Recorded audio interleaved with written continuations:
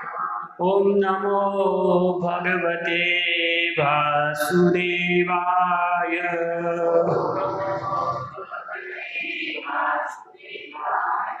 श्रीमद् भागवतम स्कंद 3 अध्याय 1 विदुर द्वारा पूछे गए प्रश्न। श्लोक क्रमांक 9। यदा च पार्थ प्रहित सभायां जगद्गुरु यानी जगाद कृष्ण न तानि पुंसाम् अमृत अयनानि राजा उरु मेने क्षत पुण्यलेशः यदा च पार्थ प्रहितः सभायां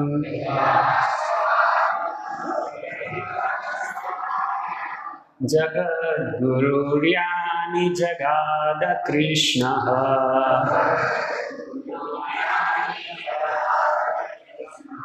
न तानि पुंसाममृतं यनानि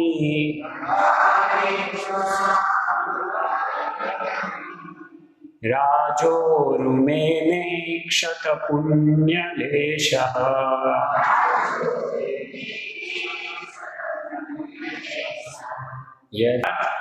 यदा जब च भी पार्थ प्रहितः अर्जुन द्वारा सलाह दिए जाने पर सभायाम सभा में जगत गुरु संसार के गुरु को यानी उन जगाद गया कृष्ण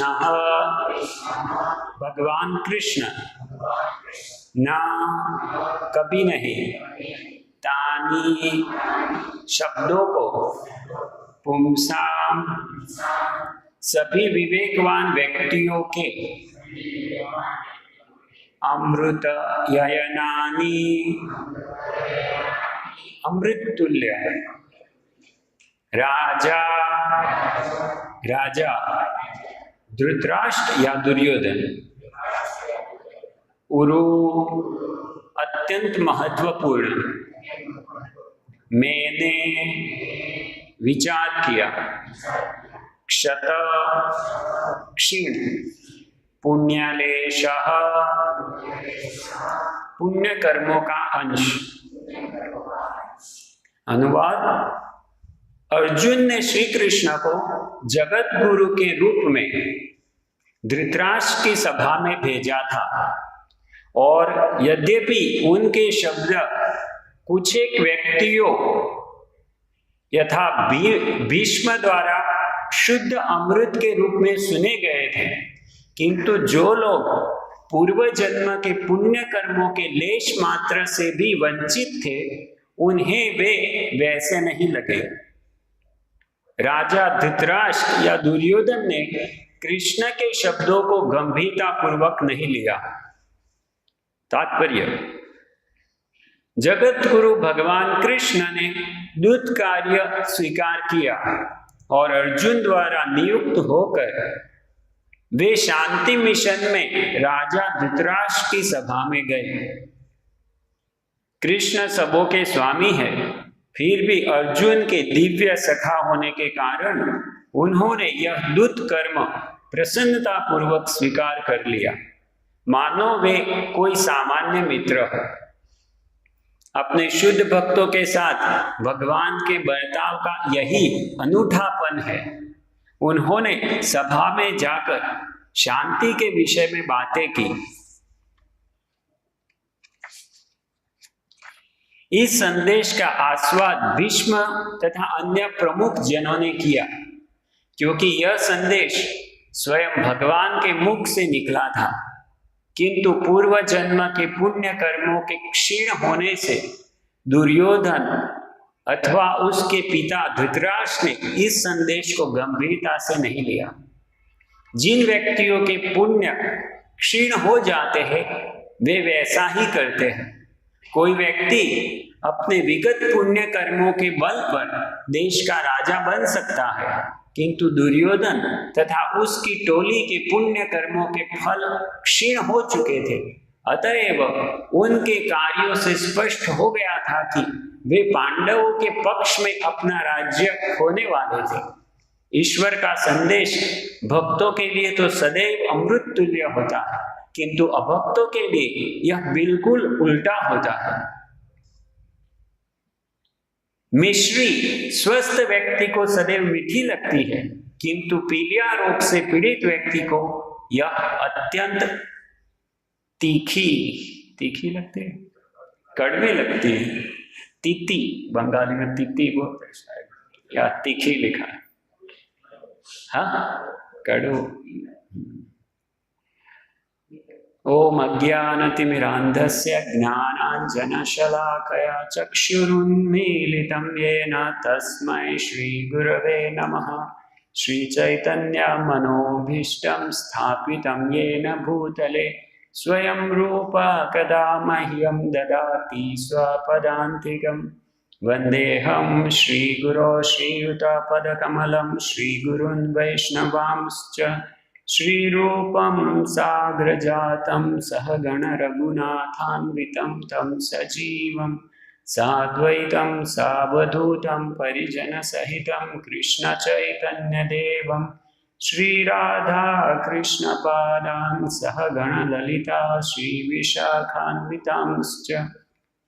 जय श्री कृष्ण चैतन्य प्रभु नित्यानंद श्री अद्वैत गदाधर श्रीवासादि गौर भक्तवृंद।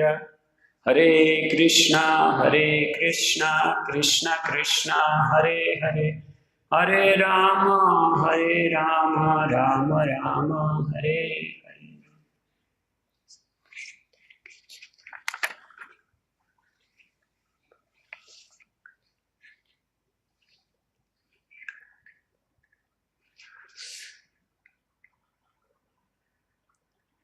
तो यहाँ देखते हैं कि आगे चर्चा चल रही है। किसके बीच चर्चा हो रही है? ये श्लोक कौन बोल रहा है? शुकदेव गोस्वामी बोल रहे हैं। तो श्रीमद् भागवत में जो चर्चाएं आती है, किसकी किसके बीच चर्चाएं आती है? शुकदेव गोस्वामी और उनके सामने कौन बैठे थे? परीक्षित महाराज। और फिर दूसरी चर्चा सूत गोस्वामी और उनके सामने शौनक आदि ऋषि बैठे थे। और तीसरी चर्चा मैत्रेय ऋषि और विदुर जी के बीच में। तो अभी तक तो शायद विदुर जी का प्राकट्य अर्थात इस कथा में वार्तालाप में विदुर जी का प्राकट्य नहीं हुआ। अभी तो विदुर जी थोड़ी देर बाद आएंगे शायद। अभी तो मैत्रेय उद्धव जी के पास ही जाएंगे और फिर उद्धव जी उनको बोलेंगे कि आप विदुर जी उद्धव जी के पास जाएंगे और उद्धव उनको बोलेंगे कि नहीं आप मैत्रेय मुनि के पास जाइए। तो अभी वो एंट्री नहीं हुई शायद। अभी तो शुकदेव गोस्वामी कुछ बोल रहे थे परीक्षित महाराज को, और उसमें बीच में बोल दिया विदुर जी ने ऐसे प्रश्न पूछे थे। तो फिर परीक्षित महाराज पूछे, अच्छा विदुर जी कब मिले थे मैत्रेय मुनि को, कहाँ मिले थे, क्या क्या प्रश्न पूछे थे? इस प्रकार से वो पूछ रहे हैं। तो अगर आप ध्यान से देखेंगे तो पहला स्कंद, दूसरा स्कंद, तीसरा स्कंद, सब कुछ लगभग समान जैसा ही चलता है, खाली कि इनके बीच संवाद हो रहा है वही बदल जाता है। लगभग सब प्रश्न समान होते हैं, सब उत्तर समान होते हैं, और इस प्रकार से पूरी थीम वही चलती। पहले स्कंद की शुरुआत कहाँ से होती है? सबसे पहले चर्चा किसके बीच शुरू होती है पहले स्कंद में?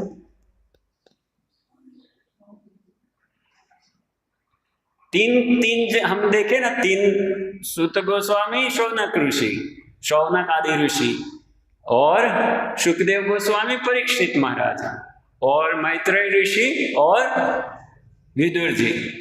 तो पहला स्कंद की शुरुआत में किसके बीच चर्चा से शुरू हुई? सूत गोस्वामी और शौनक आदि ऋषि। तो शौनक आदि ऋषि ने प्रश्न पूछे कि सबसे महत्वपूर्ण प्रश्न ये था कि सबका कल्याण कैसे हो सकता है, लोक कल्याण, लोक मंगलम कैसे होगा, और उसमें भी जिस व्यक्ति की मृत्यु आ गई है, अभी मरने वाला है, उसका मंगल कैसे हो सकता है। और फिर सूत गोस्वामी समझाते हैं, और समझाते समझाते कथा को यहां लाते हैं कि जैसे हम होते हैं, हम अपनी बात नहीं बोलना चाहिए। अपनी बात बोलते हैं तो उसकी कोई वैल्यू नहीं। मेरी कुछ भी विचारधारा हो सकती है, अपने मन से मैं कुछ भी विचारधारा बना रहा हूं। तो वो कथा को ऐसे लेके आते हैं कि ऐसा परीक्षित महाराज और शुकदेव गोस्वामी के बीच चर्चा हुई थी। तो एक कथा को ऐसे लाते हैं कि परीक्षित महाराज को श्राप मिला, और फिर वो गए और उधर शुकदेव गोस्वामी का प्रकटीकरण हुआ, और शुकदेव गोस्वामी को ये सब प्रश्न पूछे, और फिर से वही बात आती है, परीक्षित महाराज वही प्रश्न पूछते हैं कि सबका कल्याण कैसे हो सकता है, और उसमें भी जो मृत्यु के नजीक है, जैसे कि मैं, तो उसको क्या करना चाहिए वो बताइए। उसका परम कर्तव्य क्या है जो मृत्यु के नजदीक है उसका। तो फिर शुकदेव गोस्वामी सब बताना प्रारंभ करते हैं, और बताते बताते देखिए यहाँ पर पहुंचे। शुकदेव गोस्वामी बीच में बता दिया उनको कि विदुर जी ने ऐसे प्रश्न पूछे थे। तो परीक्षित महाराज ने पूछा कब मिले थे वो, कहाँ मिले, कैसे मिले, क्या क्या प्रश्न पूछे। और अभी तीसरे स्कंद में फिर से वही चल, आगे जाएंगे तो वही प्रश्न आएंगे कि सबका कल्याण कैसे हो सकता है, और खास करके जिसका जीवन अभी पूरा होने वाला है उसका कल्याण, उसको क्या करना चाहिए। और फिर से वही जवाब आएगा। तो ये शास्त्रों को समझने की विधि है। दुकान में सब पुस्तकें मिलती है, गीता प्रेस के दुकान पे है, आप जाओ, ये पुराण चाहिए, वो पुराण चाहिए, जो चाहिए आपको सब मिल जाएगा। वेद चाहिए तो वेद भी मिल जाएगा। और कोई सोचे कि मैं ये पुस्तक खरीद लेता हूं, और ये पुस्तकों में कौन सी भाषा में लिखा है? सब संस्कृत में। हिंदी भी अवेलेबल होता है, अनुवाद हिंदी में अवेलेबल होता है, उपलब्ध है। लेकिन किसी को ऐसा लगे अरे ये अनुवाद करने वाले ने गलती किया हो सकता है, तो इसलिए मैं क्या करता हूं, मैं संस्कृत ही सीख लेता हूं, क्योंकि मुझे ये जो इसमें लिखा हुआ है मैं समझ सकूं।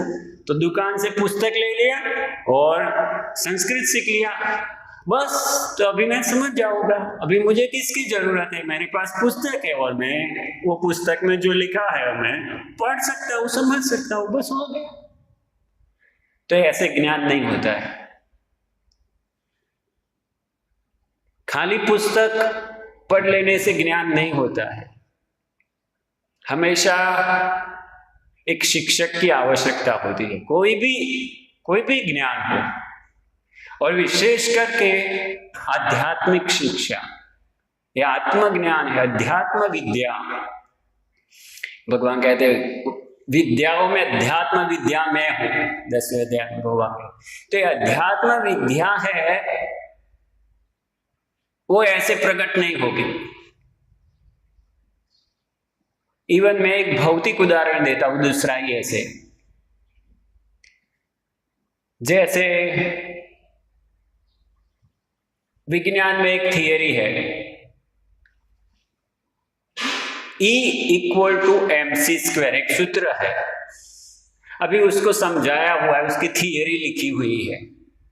या तो ऐसी थियरी लिखी हुई है जैसे और सरल, ये जो प्रकाश हम देख रहे हैं, ये प्रकाश हमको सफेद दिख रहा है लेकिन खाली सफेद नहीं है, उसके अंदर बहुत सारे कलर हैं।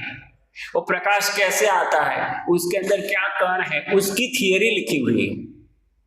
अभी वो थियरी जिस वैज्ञानिक ने लिखी उसने अंग्रेजी में लिखी होगी शायद। अभी मैं सोचूं कि अंग्रेजी में लिखी हुई है ना, तो मैं अंग्रेजी सीख लेता हूं तो मैं थियरी समझ जाऊंगा बस। क्या ऐसे होगा? कोई समझे कि नहीं खाली अंग्रेजी से नहीं चलेगा काम, मुझे फिजिक्स भी सीखना पड़ेगा, तो मैं फिजिक्स और अंग्रेजी दो सीख लेता हूं तो काम हो जाएगा। या तो कोई बाजार में जाए, मेडिकल की पुस्तकें मिलती है बुक स्टॉल पर, तो अभी तो शायद सभी भाषाओं में होगी, लेकिन नहीं हो तो इंग्लिश में ही होगी, तो इंग्लिश अंग्रेजी सीख लूंगा मैं और बायोलॉजी सीख लूंगा, तो फिर मैं डॉक्टर बन जाऊंगा वो पुस्तक पढ़ के। तो ऐसे नहीं होगा, ऐसे कोई सर्जरी करना सीख नहीं सकता, ऐसे कोई ट्रीटमेंट देना नहीं सीख सकता, ये संभव नहीं है। भौतिक चीजों में भी ये संभव नहीं है, तो आध्यात्मिक चीजों में कहाँ जाके ऐसे पुस्तक पढ़ लेके काम हो जाए। इसलिए भगवान इस विधि को रेकमेंड ही नहीं करते। भगवान क्या कहते हैं अर्जुन को?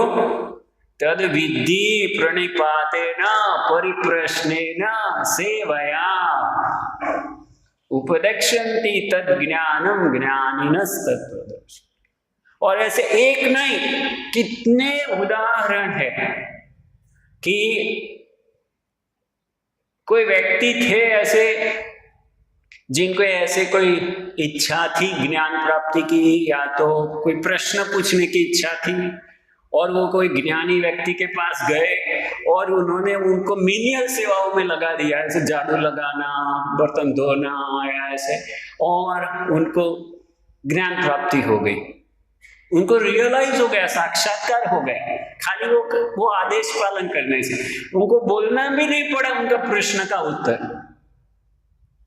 तो ऐसे कितने उदाहरण है, हमारे संप्रदाय में भी है और श्री वैष्णव संप्रदाय में भी, हर एक जगह में ऐसे उदाहरण मिलते हैं कि कैसे जो तत्वदर्शी, भगवान क्या कहे, तत्वदर्शी के पास जाओ, जो आत्म साक्षात्कारी व्यक्ति है उसके पास जाओ, जो जानता है कि भगवान कौन है। भगवान कौन है? भगवान कृष्ण है। भगवान कौन है? वो जिसको सोचने की जरूरत नहीं पड़ती वो बोलने के लिए कि भगवान कृष्ण है। तो वो समझ गया है, शास्त्र का सार को समझ गया है और भगवान की सेवा में लग गया है, ब्रह्मनिष्ठम।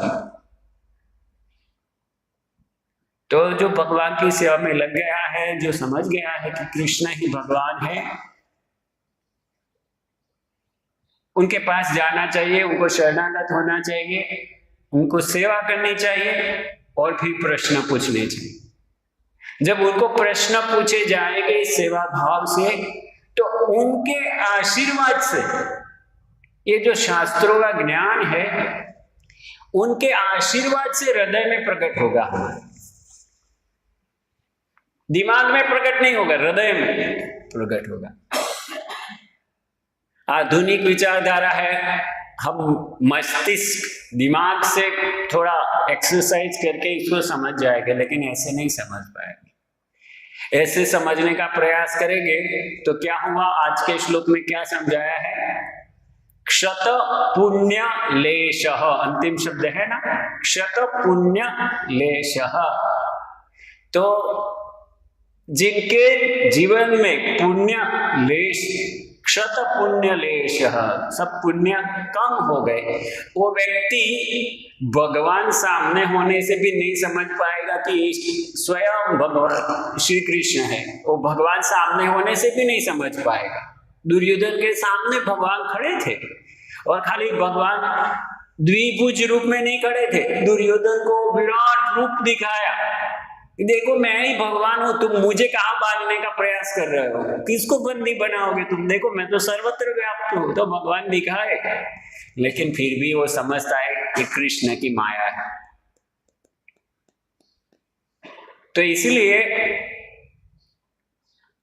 अगर हम ये जो आधुनिक विचारधारा है उसी हिसाब से जाएंगे, और जो वैदिक विचारधारा है कि हमको शरणागत होना चाहिए, कोई गुरु के जो भगवान के भक्त है उनके चरणों में शरणागत होना चाहिए, उनकी सेवा करनी चाहिए, वो विचारधारा को अगर हम नहीं स्वीकारते और आधुनिक विचारधारा से प्रभावित हो जाते, अरे गुरु की क्या जरूरत है, सब गुरु है, हम सब समान है, हम खुद पढ़ के समझ सकते हैं, उसमें गुरु की क्या आवश्यकता है।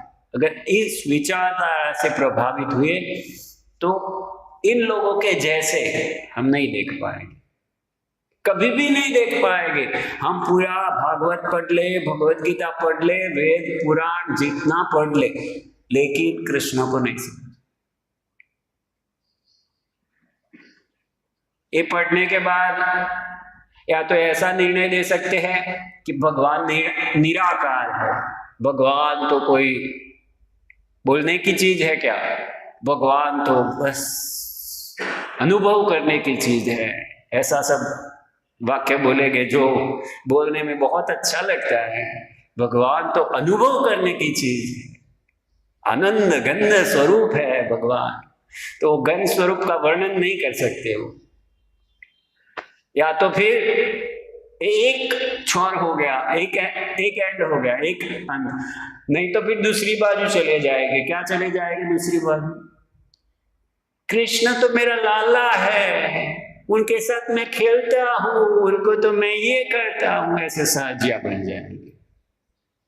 तो या तो इस एक्सट्रीम में चले जाएंगे कि सहजिया बन जाएंगे, नहीं तो उस एक्सट्रीम में चले जाएंगे मायावादी बन जाएंगे।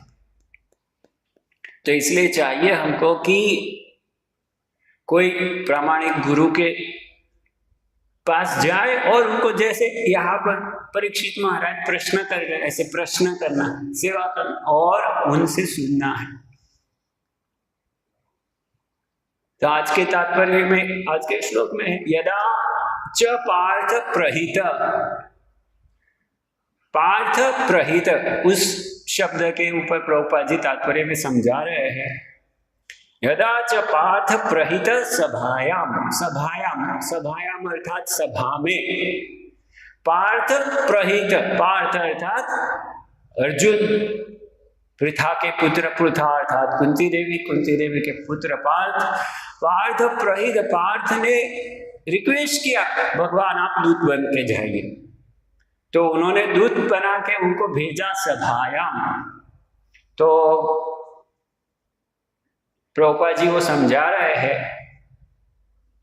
कि अर्जुन ने भगवान कृष्ण को सभा में दूत बनाकर भेजा, और फिर दूसरी लाइन में बता रहे हैं वो कृष्ण कौन है?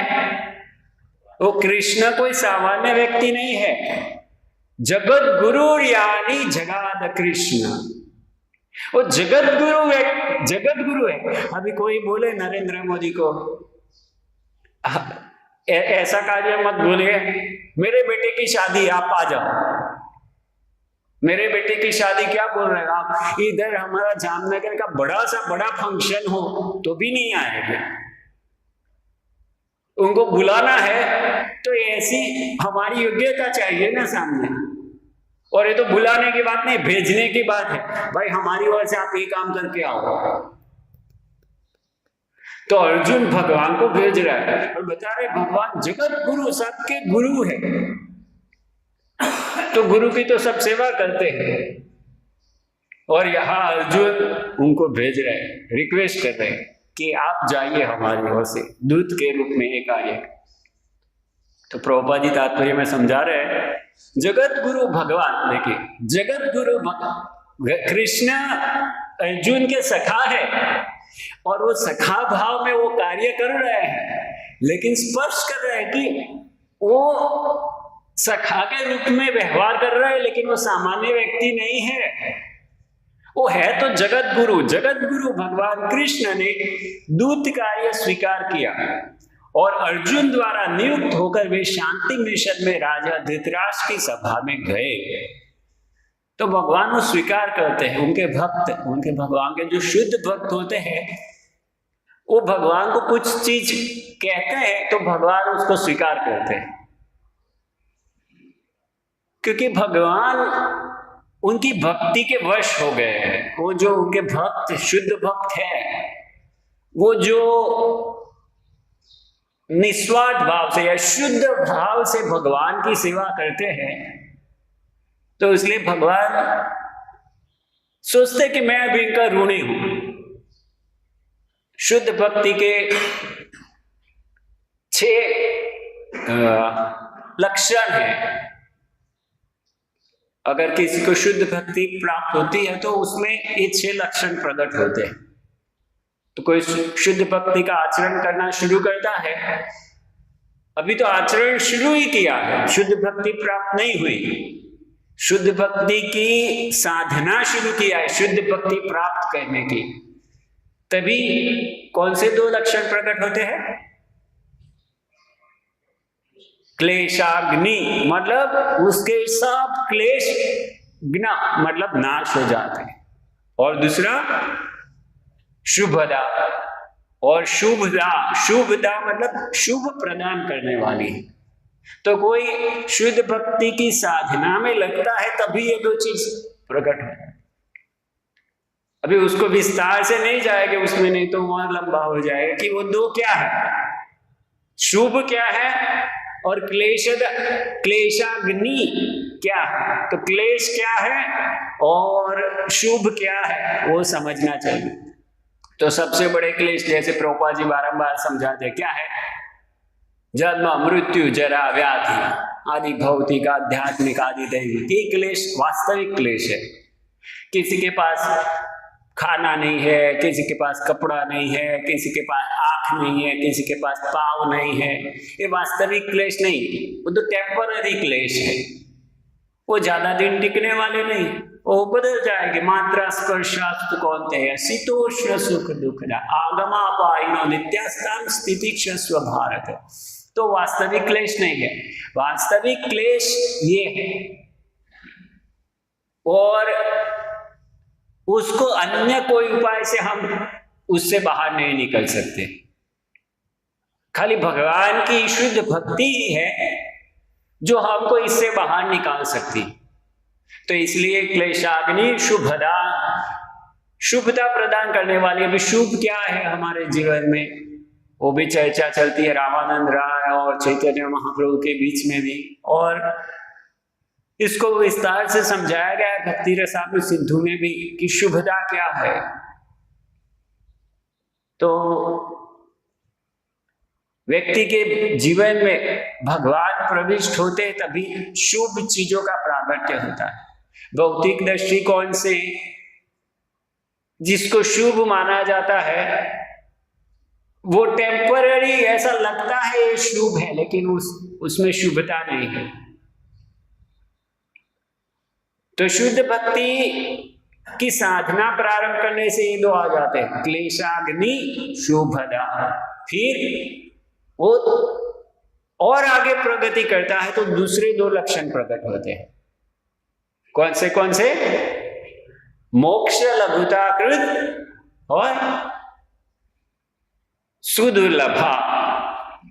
तो भाव भक्ति के स्तर पे ये 2 चीज प्रकट होती है। मोक्ष लघुताकृत, जिसको भाव भक्ति प्राप्त हो जाती है साधना करते करते, फिर उसको ये भी इच्छा नहीं रहती कि मैं जन्म मृत्यु जरा व्याधि के चक्कर से निकलूं।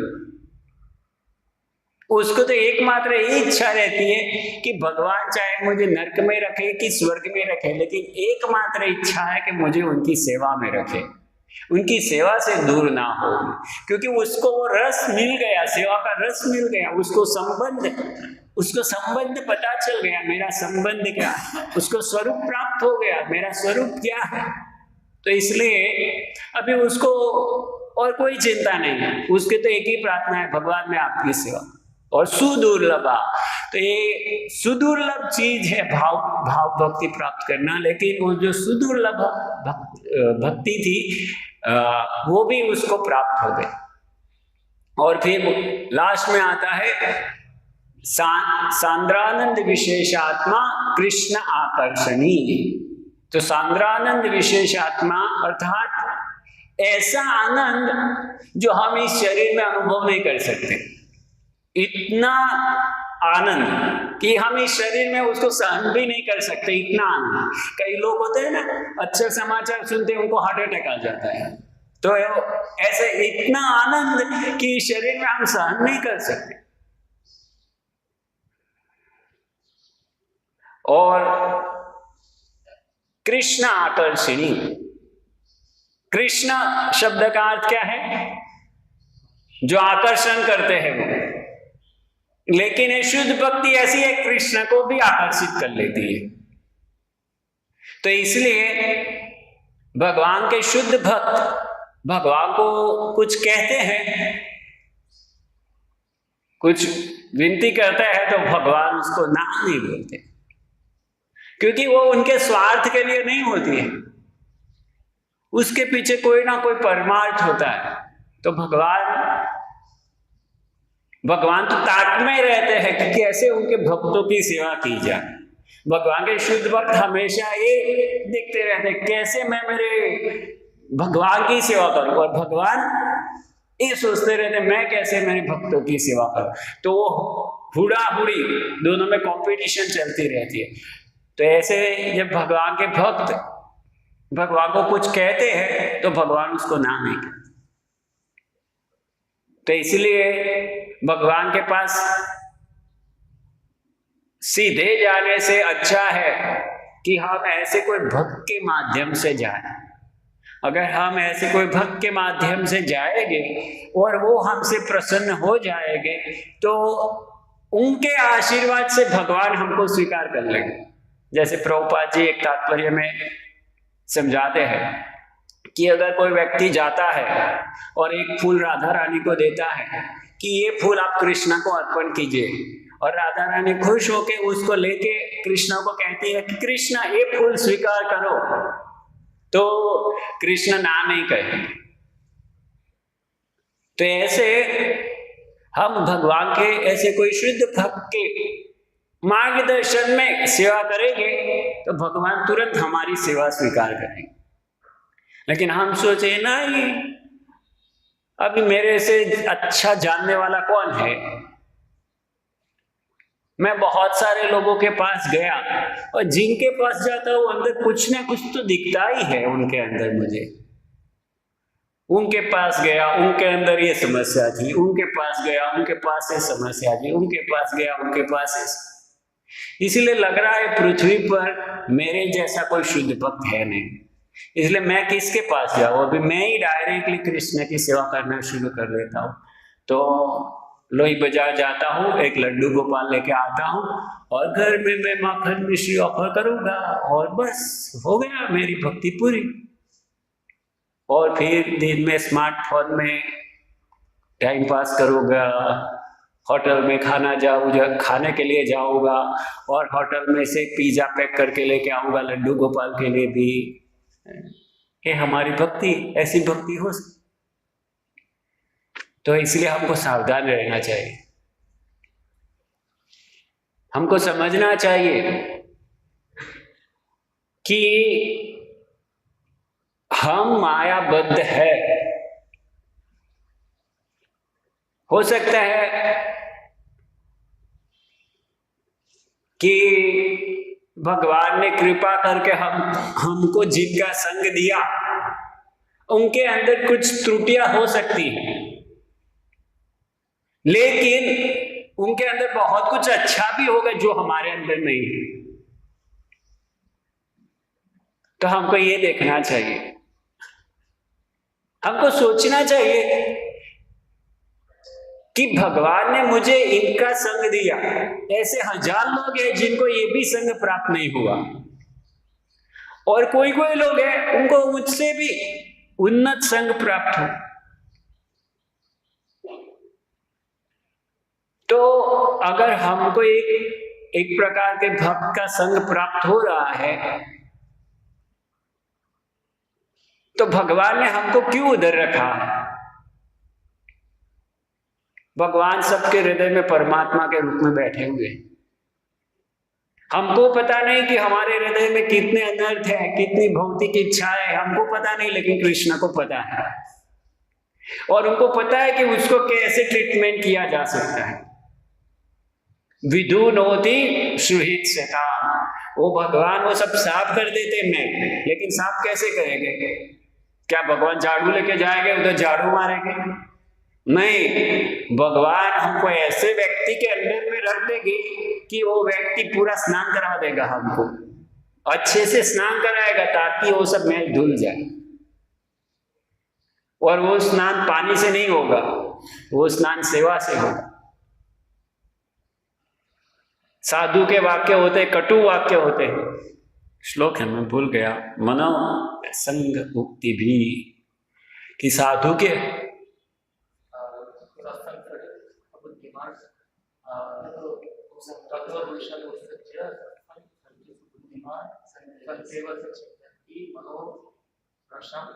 हाँ, तो उसमें कहते हैं जो साधु होता है उसके वाक्य ऐसे होते हैं कि हमारी भौतिक आसक्तियों को कट करता है। फिर हमको बुरा लगता है जब हमारा स्नान होना शुरू होता है, तो हमको बुरा लगता है, हमारी आसक्तियां दूर जाती है, हमको बुरा लगता है, हमको लगता है यही सही है। हमारी एक प्रकार की धारणा बंधी हुई है, जन्मों जन्म से धारणाएं बंधी हुई, हमको लगता है यही सही है। अभी इधर ही देख लीजिए ये दुर्योधन, तो दुर्योधन राजा था, तो द्रौपदी जी क्या लिखे कि कोई राजा बनता है तो कोई पुण्य कर्म के कारण वो राजा बनता है, किंतु पूर्व जन्म के पुण्यों के क्षीण होने से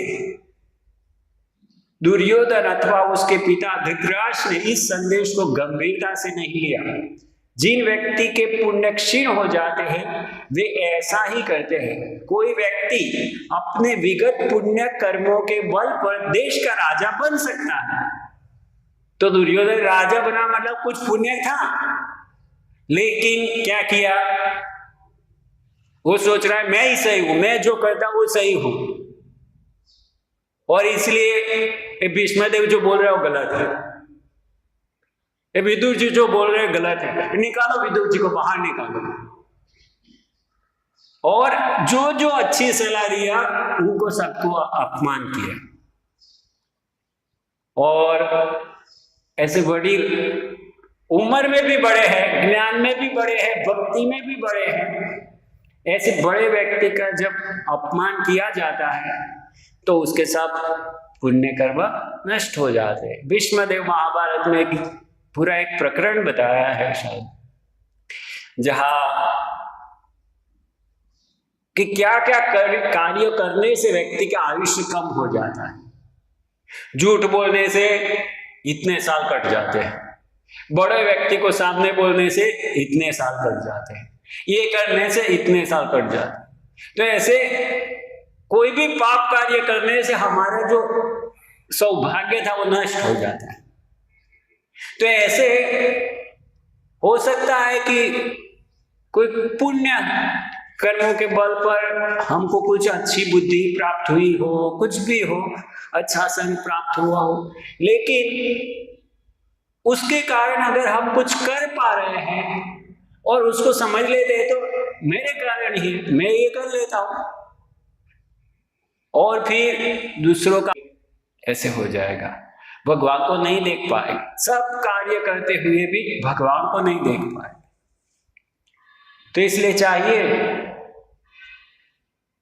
कि भीष्मदेव महाजन थे, ऐसे महाजनों का अनुसरण किया जाए।